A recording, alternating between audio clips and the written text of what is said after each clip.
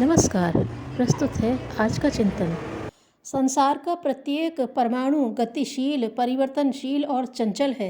स्थूल जगत का कोई भी पदार्थ या अणु परमाणु स्थिर नहीं, शांत नहीं, और जो वस्तु स्वयं ही शांत नहीं, वह दूसरों को शांति कहाँ से दे सकेगी। स्थिर वस्तु एक ही है और वह है आत्मा। इसलिए आत्मा में ही शांति है। जब हम आत्मपरायण होते हैं, अपने अंतराल में झांकते और वहीं रमण करते हैं, तो स्थिर शांति के दर्शन करते हैं, जिससे अनंत विश्राम उपलब्ध होता है। मौन व्रत की साधना ही वह उपचार है जिसके द्वारा हम अंतराल की गहराई में प्रविष्ट कर सकते हैं और स्थायी सुख शांति का स्रोत प्राप्त कर सकते हैं। सांसारिक दृष्टि से भी और आत्मिक दृष्टि से भी मौन एक महत्वपूर्ण साधन है। वह साधना है जो चित्त वृत्तियों को बिखरने से बचाती है। चुप रहने से वाणी और वाणी के साथ व्यय होने वाली मस्तिष्कीय शक्तियों की क्षति होने से बचत होती है। यह बचत आत्मचिंतन में लगा दी जाए तो शांति के उस स्रोत तक पहुँच हो सकती है जो हमारी अशांतियों को हटाकर सुखद, शीतल और स्निग्ध शांति का आश्वासन देती है।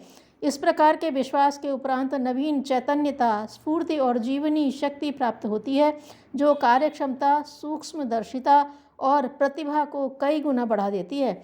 जिस प्रकार शोरगुल वाले कोलाहल युक्त वातावरण में हम पास के शब्द भी नहीं सुन पाते, किंतु निस्तब्ध वातावरण में दूर दूर की ध्वनियाँ भी आसानी से सुनी जा सकती हैं, उसी प्रकार अशांत, उद्विग्न मन अंतरात्मा की आवाज़ नहीं सुन पाता। दिव्य लोकों से हमारे लिए जो दिव्य आध्यात्मिक संदेश आते हैं, उन्हें सुनने के लिए मौन होने की आवश्यकता पड़ती है। आत्मा के प्रति परमात्मा की जो संदेश ध्वनियाँ हैं, उन्हें मन और वाणी से मौन होकर ही सुना जा सकता है। यह एक दैवी रेडियो है। चुप रहकर, अंतर्मुखी होकर ही साधक परमात्मा के प्रकाश को ग्रहण कर सकता है। सांसारिक कोलाहलों से मन को हटाकर जब हम अंतरात्मा की सुई परमात्मा के केंद्र पर सटा देते हैं, तो ईश्वरीय वाणी पड़ने लगती है। जो कुछ जानने लायक है, जो कुछ सुनने लायक है, वह मौन के दैवी रेडियो के माध्यम द्वारा जाना और सुना जा सकता है। जो व्यक्ति हर घड़ी लप लप जीभ चलाता रहता है, दुनिया भर की अगड़म बगड़म बकता रहता है, उसके लिए अंतर्मुखी होने और मौन के दैवी लाभ को प्राप्त करना कठिन है। कितने ही व्यक्तियों की ऐसी आदत होती है कि उनसे चुप नहीं रहा जाता। हर वक्त उनकी जीभ कतरनी की तरह चलती रहती है।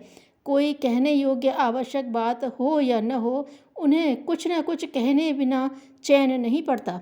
ऐसे लोग यह नहीं समझते कि शब्द के साथ हमारी कितनी विद्युत शक्ति, जीवनी शक्ति एवं प्राण शक्ति मिली रहती है। वाणी के साथ साथ हमारी संचित शक्तियों का भी क्षरण होता है। यह एक तथ्य है कि वाणी के द्वारा शत्रुओं को मित्र और मित्रों को शत्रु बनाया जा सकता है। किसी के शब्द में रस बरसता है, अमृत झरता है, तो किसी की जीभ चलती है तो द्वेष, कलह, घृणा, विग्रह ही उत्पन्न करती है। इससे प्रकट है कि हमारे भीतरी तत्व वाणी के साथ सम्मिश्रित होते हैं। वाणी जब निकलती है तो अपने साथ हमारी प्राण शक्ति को भी लपेट लाती है। उसे यदि अकारण अनुपयुक्त दिशा में खर्च किया जाए तो न केवल हमारी प्राण शक्ति नष्ट होगी, वरन बकवास की एक दूषित आदत भी हमारे पीछे पड़ जाएगी। शास्त्रों में जिह्वा को इंद्रियों की गणना में एक नहीं दो माना गया है। वही वाक शक्ति भी है और वही स्वादेंद्रिय रसना भी। इसका शासन समूचे व्यक्तित्व एवं संपर्क परिकर पर छाया रहता है। लौकिक एवं आध्यात्मिक साधनाओं की सफलता असफलता का बहुत कुछ आधार इसकी सुसंस्कारिता पर निर्भर करता है। इसे सुसंस्कृत बनाना जीवन का सबसे बड़ा पुरुषार्थ समझा जा सकता है। यदि यह बन पड़े तो जन नेतृत्व से लेकर शासन सत्ता पर अधिकार करने, परायों को अपना बना लेने में सफलता मिलती है। यह कार्य कठिन भी है और सरल भी। कठिन इसलिए कि आदत और अभ्यास कई बार ऐसे अनगढ़ बना देते हैं, तब उसे काबू में लाना कठिन पड़ता है। चटोरपन सवार हो तो समझना चाहिए कि स्वास्थ्य चौपट हुआ। कटु वचन बोलने, निंदा चुगली करने, बहकाने, बरगलाने, डींग हाँकने जैसी दुष्वृत्तियाँ यदि जिह्वा में रम चलें तो समझना चाहिए कि मित्र परिकर समाप्त हुआ। जिह्वा का कार्य क्षेत्र लौकिक भी है और पारलौकिक भी। लोक व्यवहार में यह सबसे बड़ी क्षमता है। अध्यात्म में सत्संग, विचार विनिमय जीव से ही संपन्न होते हैं। इन्हें मनन चिंतन का प्रतीक मानना चाहिए। ईश्वर प्रार्थना, भजन कीर्तन, प्रवचन, मंत्र जप आदि जीव से ही होते हैं। यदि जिह्वा का परिशोधन हो चुका है तो उपयुक्त सभी कार्य ठीक बन पड़ेंगे और अभीष्ट परिणाम उत्पन्न करेंगे। यदि जिह्वा कुधान्य खाने और कुसंस्कारिता के दुर्गुणों की अभ्यस्त है तो फिर समझना चाहिए कि साधना प्रयोजन के लिए जिह्वा के माध्यम से जो कुछ किया गया है वह सभी निरर्थक चला जाएगा। अध्यात्म क्षेत्र में वाक सिद्धि का प्रयोजन भी मौन व्रत का अभ्यास करने से ही बन पड़ता है। निरंतर बोलते रहने से वाणी का प्रभाव क्षमता क्षीण होती है। इसलिए विज्ञजन सोच समझकर सीमित और अर्थपूर्ण शब्द कहते हैं। उनका थोड़ा सा कथन भी घंटों बकवास करने की तुलना में कहीं अधिक कारगर सिद्ध होता है। महात्मा गांधी अपना अधिक समय मौन में बिताते थे। उनके पास समय का बड़ा अभाव रहता था, तो भी वे सप्ताह में एक दिन मौन व्रत के लिए अवश्य निकाल लेते थे।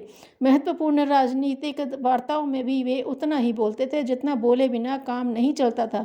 उनका कहना था कि मौन से मुझे बड़ा विश्राम मिलता है और कार्य करने के लिए नई ताजगी का अनुभव होता है। उनके अनुसार मौन एक ईश्वरीय अनुकंपा है। मौन के समय मुझे आंतरिक आनंद मिलता है। जिह्वा खोलने से पहले, शब्दोच्चार करने से पहले यह विचार करना चाहिए कि जो बात हम कहने जा रहे हैं वह किसी के लाभ के लिए कही जा रही है या नहीं, कितने विस्तार से कहनी चाहिए। इन दोनों प्रश्नों को सामने रखकर जो वार्तालाप किया जाता है वह भी मौन की श्रेणी में ही गिना जाता है। लोकहित की, परमार्थ की दृष्टि से जो कुछ कहा जाता है वह मौन ही है। मन और शरीर दोनों को मिलाकर ही एक पूर्ण मौन बनता है। जो एकाकी हो वह अधूरा है। जुबान से चुप रहना, मन में विचार तरंगों का तूफान चलाते रहना, इशारे से या लिखकर अपनी बातें प्रकट करना आदि तो अधूरा मौन ही कहा जाएगा। मौन व्रतधारियों का ही दूसरा नाम मुनि है। मुनि से जीवनी शक्ति दूर नहीं होती, उनके भीतर दिव्य शक्तियों का निवास होता है। कहा भी गया है, मुनि मौन परो भवेत, अर्थात मौन व्रत में ही मुनि की प्रतिष्ठा है। मौन व्रत दो प्रकार का होता है, पहला वाणी से और दूसरा मन से। इन्हें ही क्रमशः बहिर्मौन एवं अंतर्मौन कहते हैं। वाणी को वश में रखना, कम बोलना, नहीं बोलना, ज़रूरत के समय शब्दोच्चार करना आदि वाणी के मौन कहे जाते हैं। मन को स्थिर रखना, मन में बुरे विचार नहीं लाना, अनात्म विचारों को हटाकर आत्म तत्व का अध्यात्म विचार करना, बाह्य सुख की इच्छा से मुक्त होकर अंतर गुहा में स्थिर आत्मा में रमण करना, आंतरिक सुख में मस्त रहना और मन को, इंद्रियों को आत्मा के वश में रखना मन का मौन व्रत या आंतरिक मौन कहलाता है। शक्ति के साधकों को मौन होना चाहिए। संसार में जितने भी संत महात्मा ऋषि मनीषी हुए हैं वे प्रायः सभी मितभाषी थे। मित भाषण को शास्त्रकारों ने मौन कहा है। जो भाषण किसी के लाभ, हित या कल्याण के उद्देश्य से किया जाता है वह मौन है। उतना ही बोलना चाहिए जितना बोलना आवश्यक है।